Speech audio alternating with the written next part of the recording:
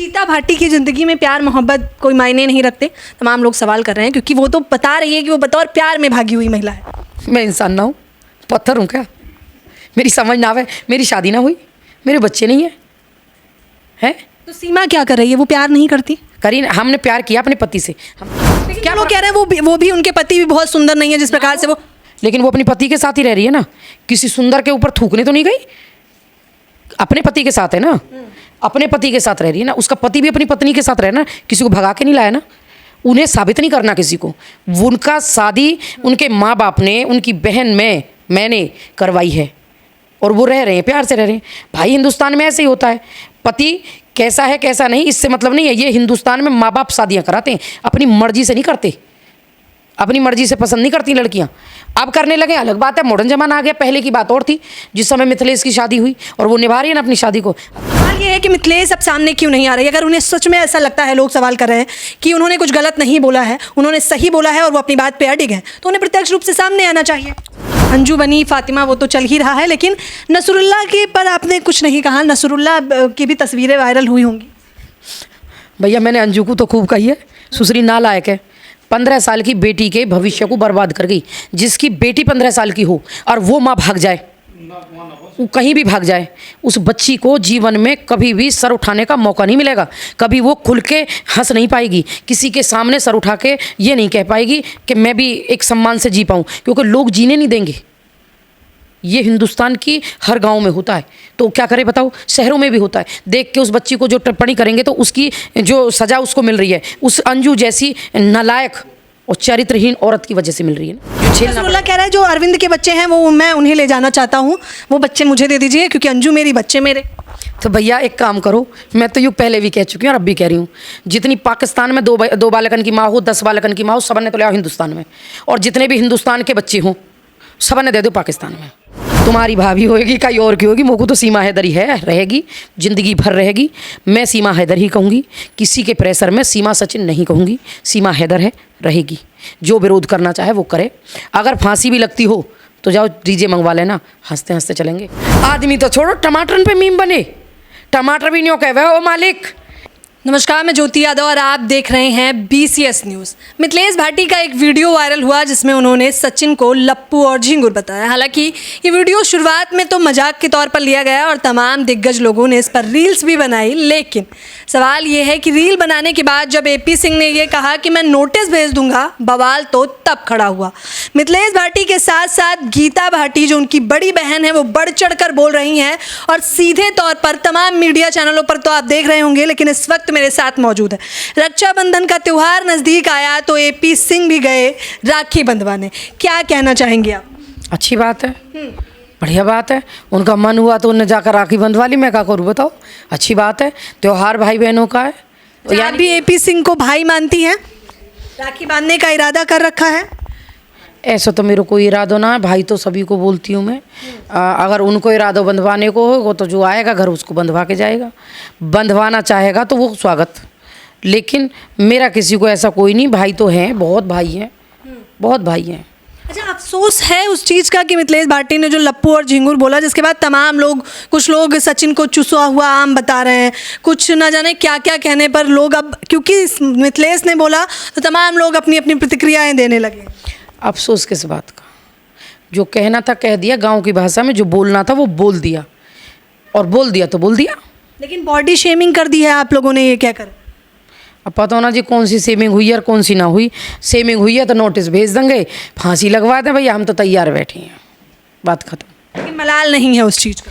देखो, मलाल उस चीज़ का हो जाता है कि जो कोई इरादतन करे। एक बार बोला या 50 बार बोला, कोई इरादा किसी को हर्ट करने का नहीं था। जो नॉर्मल है वो बोल दिया। बोलने को दिन भर बोलते हैं। बहुत सारी चीज़ें ऐसी भी हैं कि जो मैंने देखा है कि सोशल मीडिया पे लोग लिख लिख के डाल रहे हैं कि हमारे गांव में इस तरह के ऐसे शब्द के जो कोई बोल भी नहीं सकता, ऐसे शब्द भी लेते हैं, इसे बोलते हैं, यूँ बोले हैं, वो बोले हैं। तो देखो, ये तो ग्रामीण भाषा के शब्द हैं, इसमें ऐसा कुछ नहीं था। लेकिन इसे अपने लोगों को तो समझ नहीं आया लप्पू किसे कहते हैं। मुझे पहली बार सुन के तो मुझे भी नहीं समझ आया लप्पू कौन होता है। अब जो लप्पू होवे, एक आध वीडियो देखना। मैं मिथिलेश नहीं हूँ, मैं गीता भाटी हूँ, पहली चीज़। आप जो कंटेंट मुझसे चाहते हो वो ना मिल पाएगा, मुझसे सही बात मिलेगी। लप्पू देखना है तो एक आध वीडियो देखना, अपने खुद रील बनाना, उन पे पता चलेगा कैसे होते हैं। पूरी दुनिया में फैला पड़ा है कि कैसे लोग होते हैं, पहली चीज़।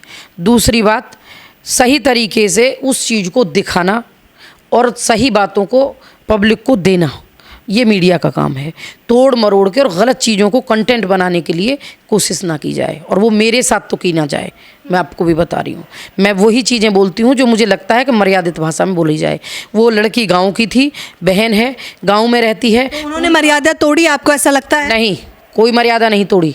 तोड़ो मरोड़ो मत बात को मैंने पहले ही कहा। मैं तो प्रत्यक्ष रूप से सवाल कर रही हूँ, आप कहाँ भड़क रही हैं? एक मुस्कुराता हुआ सवाल और आप इतना भड़क रही हैं। गीता हुआ नहीं, आपने ये कहा बहुत मजा आएगा, मैं उसी समय समझ गई आप कंटेंट मुझसे नहीं मिल पाएगा क्योंकि मैं मिथिलेश नहीं हूँ, पहली चीज। कंटेंट देती है, हाँ, क्योंकि वो नॉर्मली अपनी लाइफ में सब लोगों के साथ इसी तरह हंसती बोलती ऐसे ही रहती है। हम लोग तो ये कहते हैं कि भाई क्या पता है कौन क्या सोचे, लेकिन उसके साथ जितने भी लोग बोलते हैं बात करते हैं वो सब लोग ऐसे ही बात करते हैं। और गांव में भी ऐसे ही होता है, हर गांव में ऐसे ही होता है। लेकिन लोगों ने अपने फ़ायदे के लिए उन चीज़ों को तोड़ मरोड़ के इस्तेमाल करना चाहा, तो उनके लिए मुबारक।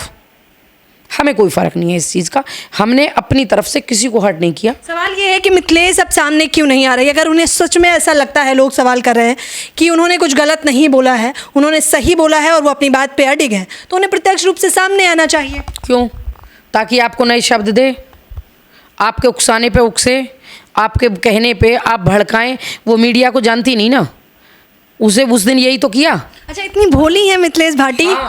सच में गांव में पता करो, क्षेत्र में पता करो, वो ऐसी ही है।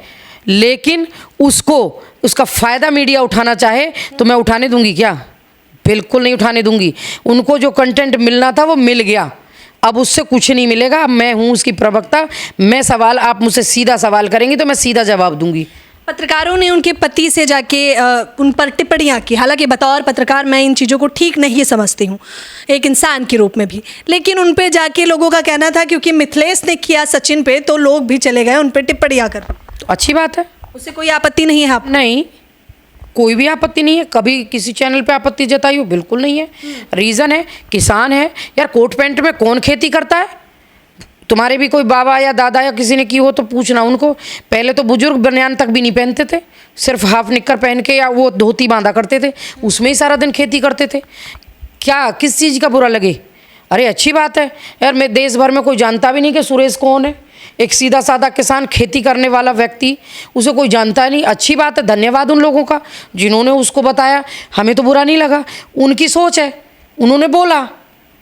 क्या लोग कह रहे हैं वो भी उनके पति भी बहुत सुंदर नहीं है जिस प्रकार से वो, लेकिन वो अपनी पति के साथ ही रह रही है ना, किसी सुंदर के ऊपर थूकने तो नहीं गई, अपने पति के साथ है ना, अपने पति के साथ रह रही है ना। उसका पति भी अपनी पत्नी के साथ रहे ना, किसी को भगा के नहीं लाया ना।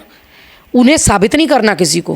उनका शादी उनके माँ बाप ने, उनकी बहन मैंने करवाई है और वो रह रहे हैं, प्यार से रह रहे हैं। भाई हिंदुस्तान में ऐसे ही होता है, पति कैसा है कैसा नहीं इससे मतलब नहीं है। ये हिंदुस्तान में माँ बाप शादियाँ कराते हैं, अपनी मर्जी से नहीं करते, अपनी मर्जी से पसंद नहीं करती लड़कियाँ।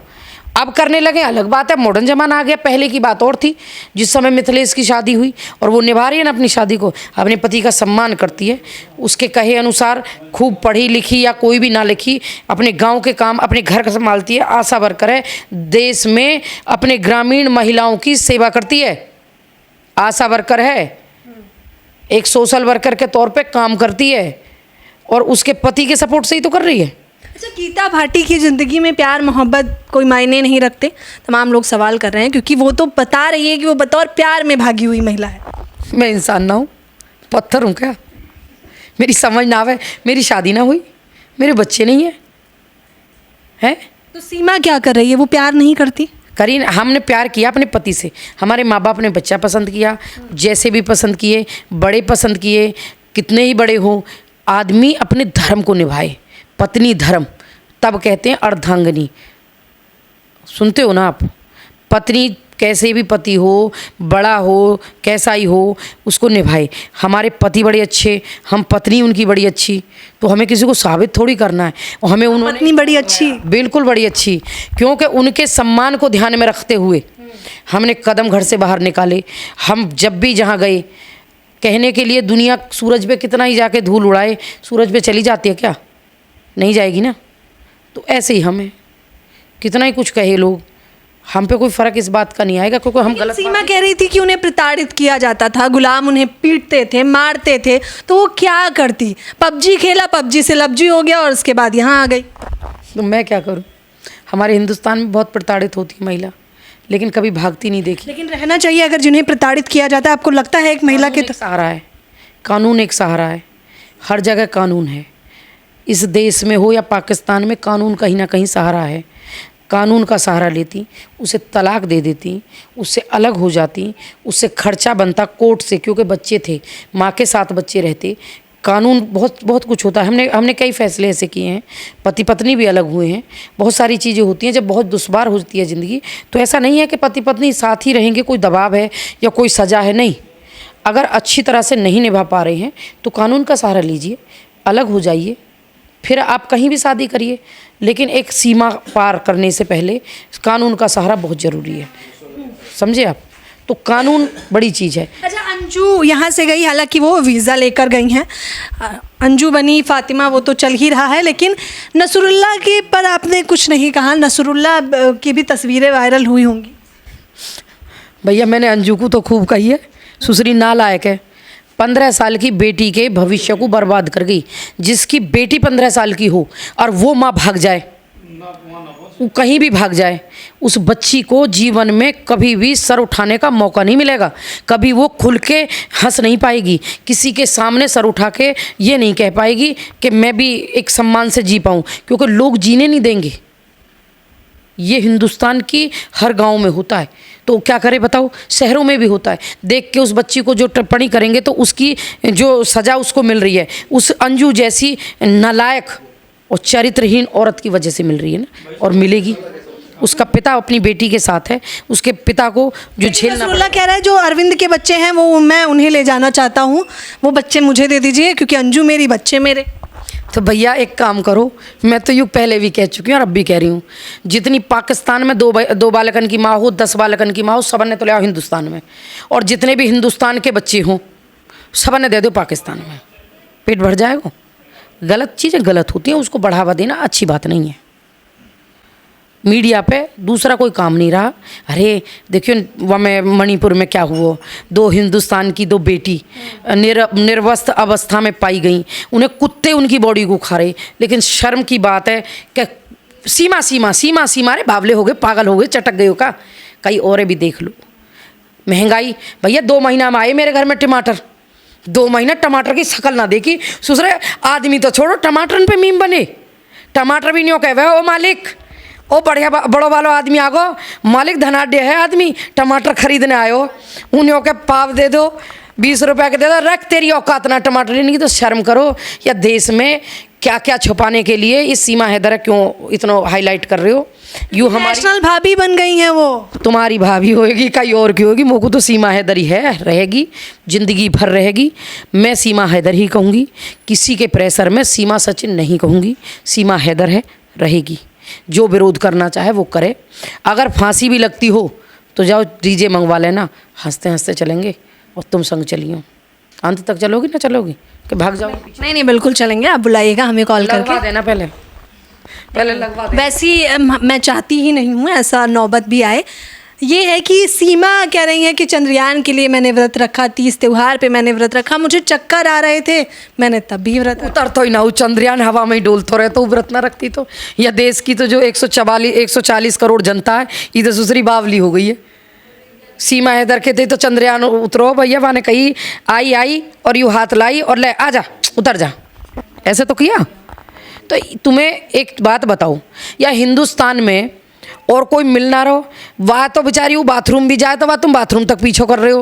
वो लड़का खानो खावे तो वह तुम खानो ना खेन दे रहे, वह खानो खा वैसे ही शर्मा के खा रो लौंडा। मैंने तो एक वीडियो देखी, वह कम से कम पेट भर के खान दो, उन्हें उनकी ज़िंदगी में रहन दो। अगर उन्हें नागरिकता मिलेगी तो तुम्हें पता चलेगी, हमें भी पता चलेगी। हम पे केस होएगा तो तुम्हें पता चलेगी सबसे पहले, हम फांसी चढ़ेंगे तो भी तुम्हें पता चलेगी। हम हिंदुस्तान की नारी है, काई सुना डर है। यही देश में भगत सिंह पैदा हुआ, वाई में गीता भाटी पैदा हुई है।